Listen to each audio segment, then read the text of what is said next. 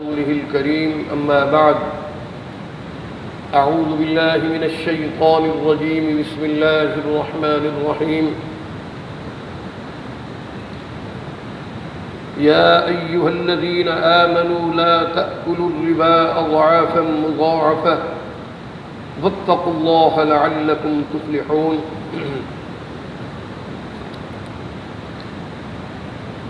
حضرات گرامی،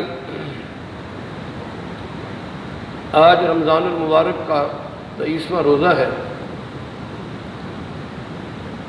اور آج کے درس قرآن و حدیث میں سورہ آل عمران کی آیت نمبر 130 جو میں نے آپ حضرات کے سامنے تلاوت کی ہے، اس میں اللہ تبارک و تعالیٰ کا فرمان عالی ہے کہ اے ایمان والو، کئی گنا بڑا چڑھا کر سود کو مت کھاؤ اور اللہ سے ڈرو تاکہ تمہیں فلاح حاصل ہو۔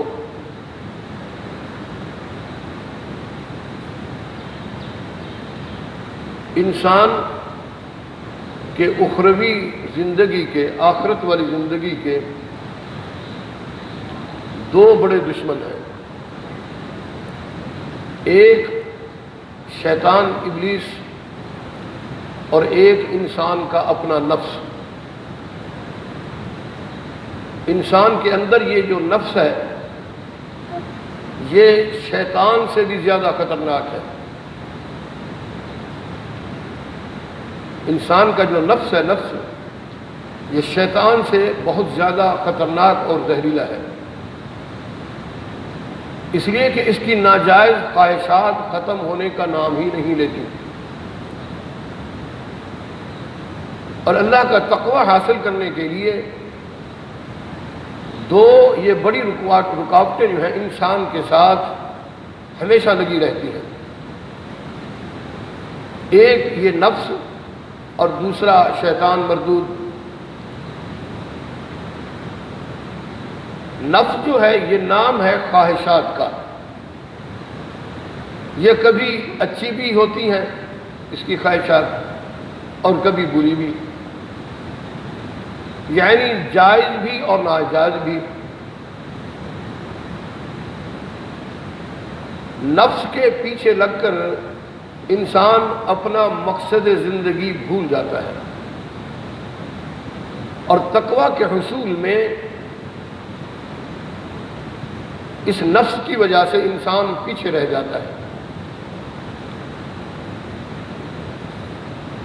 ایسے میں اللہ تبارک و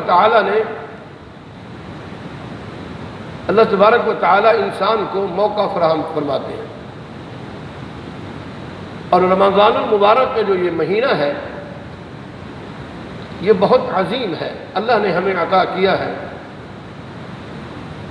اور رمضان المبارک میں شیطان ابلیس کو قید کر دیا جاتا ہے، اس کو مقید کر دیا جاتا ہے۔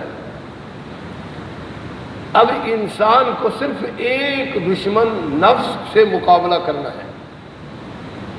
رمضان میں صرف ایک اپنے نفس کے ساتھ مقابلہ کرنا ہوتا ہے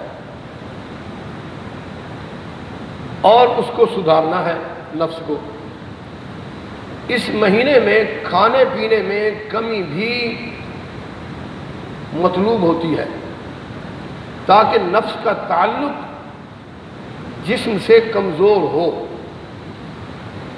اور اس کا رجوع جو ہے اطاعت الہی پر آنا آسان ہو جائے۔ صحابہ کرام رضوان اللہ تعالی علیہم اجمعین فرماتے ہیں کہ جو ہی رمضان المبارک کا مہینہ شروع ہوتا تو امام الانبیاء خاتم المرسلین سیدنا حضرت محمد الرسول اللہ صلی اللہ علیہ وسلم کے اندر ہم 3 تبدیلیاں بہت زیادہ محسوس فرماتے ہیں۔ پہلی تبدیلی کہ یہ کہ نبی کریم صلی اللہ علیہ وسلم اپنے آپ کو عبادات میں اور زیادہ لگا دیتے۔ دوسری بات کہ اللہ کے راستے میں خرچ کرنا بھی اور زیادہ فرما دیتے۔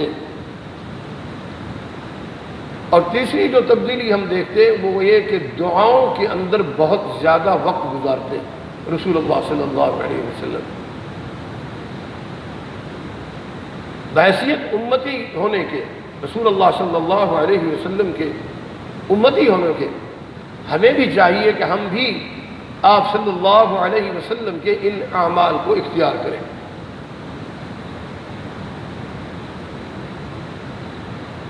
جب تک انسان، آپ صلی اللہ علیہ وسلم کا فرمان عالی ہے کہ روزہ ڈھال ہے، دیوار ہے، رکاوٹ ہے برائیوں سے،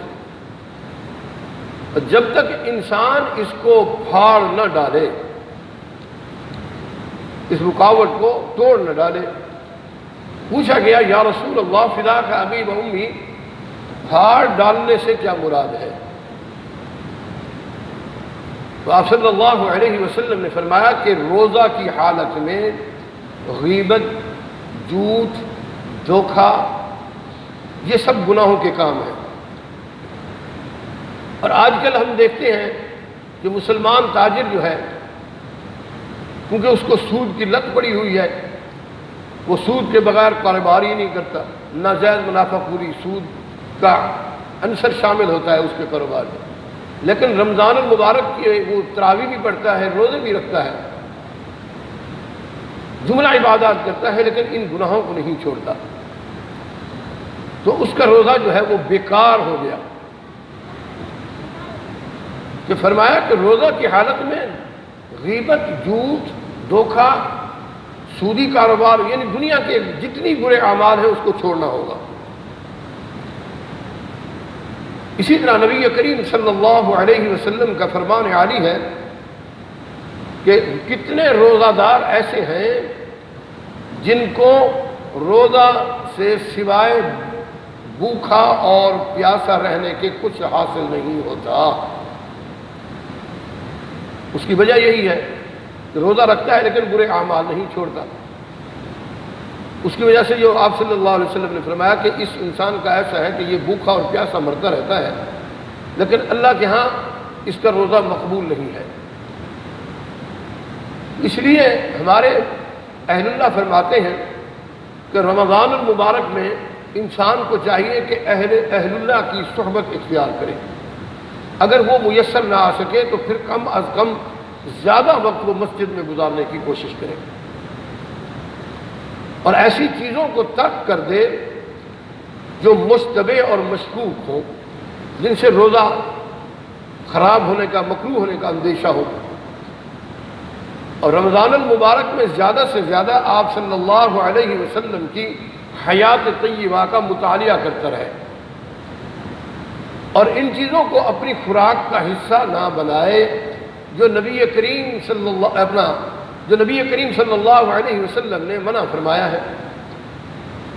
روزہ میں وہ چیزیں تناول کرے، وہ چیزیں نوش کرے جو آپ صلی اللہ علیہ وسلم روزہ کی حالت میں تناول فرمایا کرتے تھے۔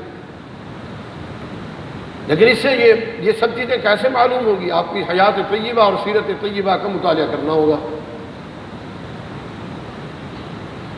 اور ان چیزوں سے آپ صلی اللہ علیہ وسلم کے فرمان عالی کے مطابق آپ کی سیرت طیبہ کو اپنا کر، آپ کی اسوہ حسنہ کو اپنا کر، اس کو آئیڈیل بنا کر سامنے رکھ کر انسان جب یہ اعمال کرے گا تو آپ صلی اللہ علیہ وسلم کی مبارک سنت کا عمل کا ثواب بھی ہمیں ملے گا۔ اور بالخصوص اہل اللہ فرماتے ہیں کہ رمضان المبارک میں یہ ریسٹورنٹ اور ہوٹلوں کے کھانوں سے اجتناب کیا جائے۔ اس سے بہتر یہ ہے کہ ہر چیز کو گھر میں تھوڑی بہت مشقت کے ساتھ صاف ستھری چیز تیار کر کے ان کو استعمال میں لایا جائے۔ ان چیزوں کے اپنانے سے انسان کے اندر بحیثیت جب روزہ دار کو حلاوت، برکت اور تقوی حاصل ہوتا ہے۔ اسی لیے اللہ تبارک و تعالی نے قرآن حکیم میں فرمایا کہ واتقوا اللہ لعلکم تفلحون۔ اپنے رمضان اور روزوں کو خوب سے خوب تر بنانے کے لیے ہمیں آپ صلی اللہ علیہ وسلم کے بتائے ہوئے طریقوں پر عمل کرنا ہوگا۔